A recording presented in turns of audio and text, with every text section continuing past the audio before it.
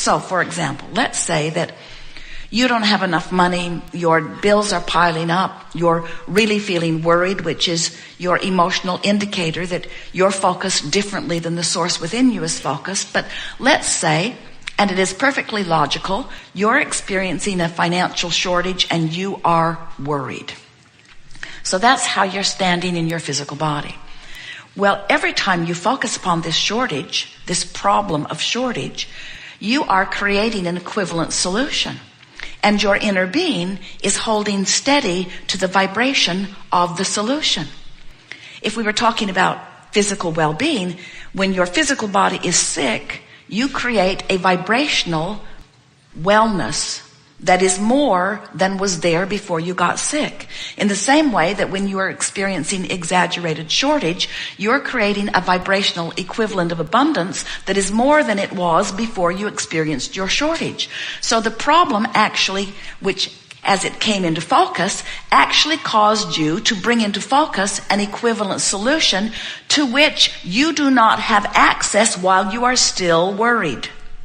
Your worry, in fact, is your emotional indicator that lets you know you are doing the problem part of the equation while the source within you is doing the solution part of the equation, but you, in your physical form, cannot have access to the solution as long as the problem is what is most active in your vibration. So many people say, well, then show me the money. Inner being, smarty pants that you are, standing over there with all of my abundance, fork it over. Give me the abundance, and when I see it, I will feel better. And we say, of course you would feel better if you could see the solution to your problem, but you have to find the solution to your problem vibrationally before it can manifest. You have to withdraw your attention from the problem before the solution can come into view. So you have something to think about all day, every day. Esther has really been pondering this recently. How much attention to the problem does this particular creative experience deserve? Because there is a tipping point. In other words, of course, poking around on the problem, living life, you came to do that. You came to expand the universe by knowing what you don't want and knowing what you do want. But there is a time, and all of you have to decide when it is for you, that you're willing to say, all right, I've poked around at this problem significantly enough to create a really good solution. Now I think I'll tune myself to the solution rather than to the problem. And the answer to when that is simply this. How much discomfort am I willing to endure before I let go of the problem and let the solution show itself to me? Really, that's the only thing that makes the difference. Now, of course, most people, Esther included, who is standing in the attitude of poking around at the problem, immediately feels the discord of being a vibrational match to the problem rather than to the solution. And then something interesting kicks in for most of you. Because you now don't feel good, it feels like you should explain why you don't feel good and how bad it is that you don't feel good and whose fault it is that you don't feel good. In other words, you begin to justify your discordant relationship with who you are by hammering longer at what's wrong with this. Esther, over the years, has said things to us such as, well, it's true, as if that is any kind of criteria to use. In other words, it's true, this thing I'm using to make myself miserable and keep myself from the solution that I have already created. And we say, no one is questioning the truth of these things because you can't focus upon anything for very long without making it true. That's a terrible criteria. It's true. It's true. And so I focus on it. We say, cancer's true. Do you want some? Plundering, rapes, murder, all true. You want some of that?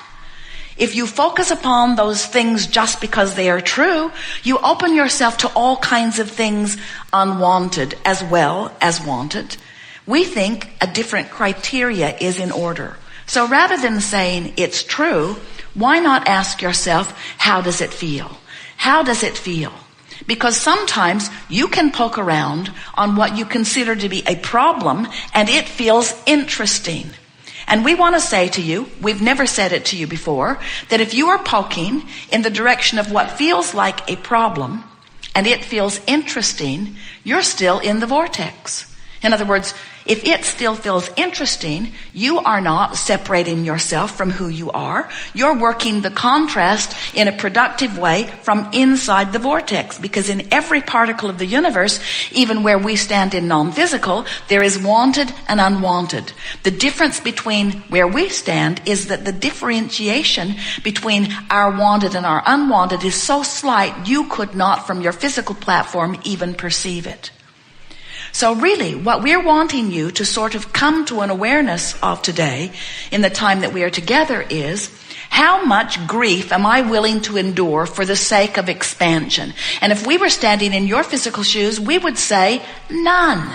Because you don't have to separate yourself from who you really are and what you want so long that you deprive yourself of the energy of alignment for so long that you are in grief or fear or despair. That's way, way, way overkill for what you intended when you decided to come forth and be a creator in this physical body.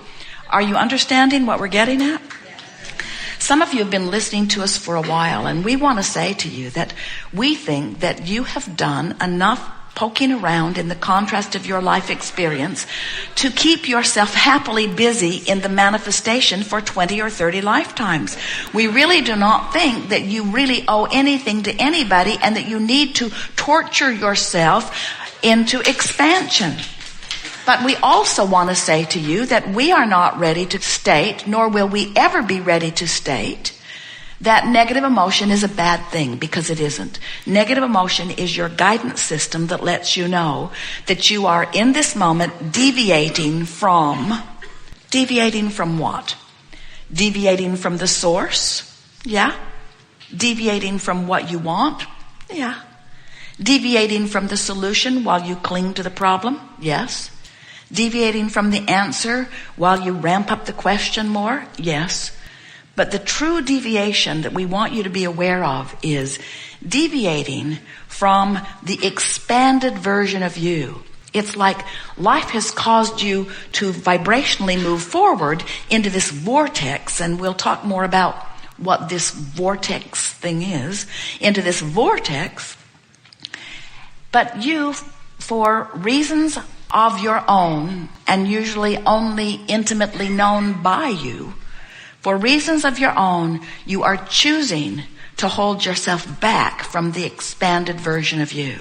And we want to proclaim in a way that you will always remember that every negative emotion that you feel, no matter how great or slight it seems in the moment that you are feeling it, every negative emotion means the same thing. You expanded, but you in your physical body aren't going with the expansion, not right now anyway.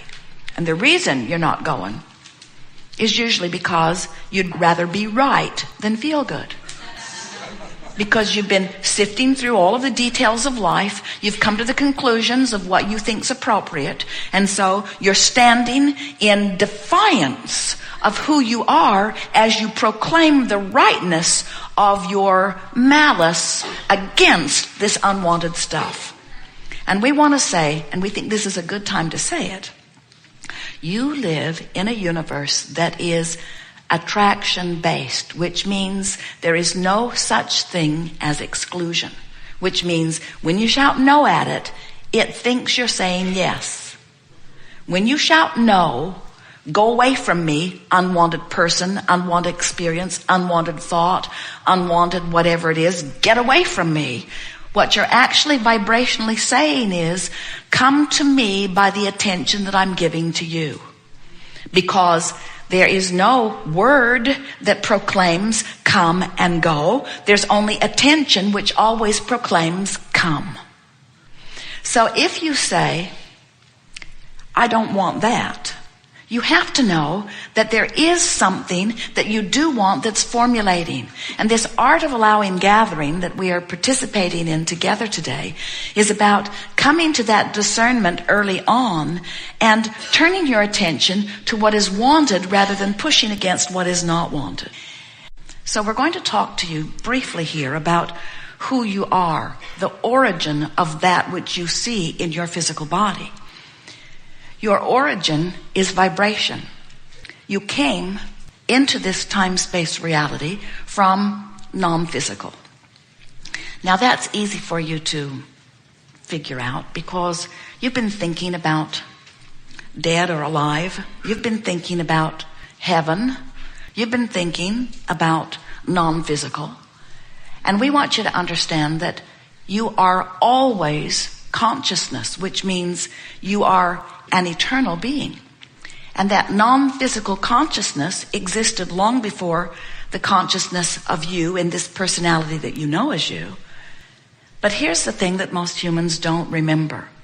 Even after a part of the consciousness that was you before your birth into this body, even before that consciousness took form and shape in this physical body, that non-physical energy understood why you were coming forth, who you were, who you are. That non-physical energy understood that there is no separation, no way of separating the non-physical from the physical. So the non-physical vantage point that you held before you decided to come into this body understood that in your body you would be an extension of this source energy. An extension, not an either or, an extension. You understood that a part of your consciousness would be present in the personality that you know as you, but the larger part of that consciousness would remain non-physically focused. You knew that non-physically you would project part of that awareness forward, just like here you are in this room today, but it surely does not represent all that you are. You're here attending the seminar, but you are so much more in this physical personality. And so, as you are here in this physical body, you are so much more also. Now that you are here in this physical body, you have, if you will consciously think about it, a relationship that is perceivable between the physical aspect of you and the non-physical aspect of you. And the reason you can perceive these two vibrational attitudes is because you have emotions that indicate your relationship between you and you. Now, we talk about you and you because we want you to understand who you really are. But our ultimate desire is that you will come, even as a result of the time that we spend together here today, to understand that you and you are you, and that there is no reason to separate the non-physical you from the physical you. In fact, the non-physical you never separates you from you. So here you are in this physical body. And let's say you're banging around in some contrast. And as you are living that contrast, you wisely deduct or conclude that there is an unwanted aspect to what you are perceiving. And in the moment that you focus your attention upon what is not wanted, you also simultaneously offer a vibrational rocket that is focused upon what you do want. In other words, you cannot for a moment poke around at a problem, bringing the problem into greater and greater focus. You know how it is. The more you talk about it, the more information you get about it. The bigger it gets, the easier it is to see, the more others join you. In other words, you poke around at a problem, it is going to expand. Law of attraction says that it must. But the good news is, at the same time this problem is expanding, an equivalent solution is expanding too. But you can't set your radio dial frequency to the problem and the solution at the same time. So while your dial's set on the problem, you are expanding the universe, because the more you know what you don't want, the more what you do want is formed. That's why wellness expands because of attention to illness. That's why economy expands because of attention to shortage. In other words, You just can't be part of the problem without being part of the solution at the same time. The evolution of all species is about this other side of the wave. The wave, did you hear us?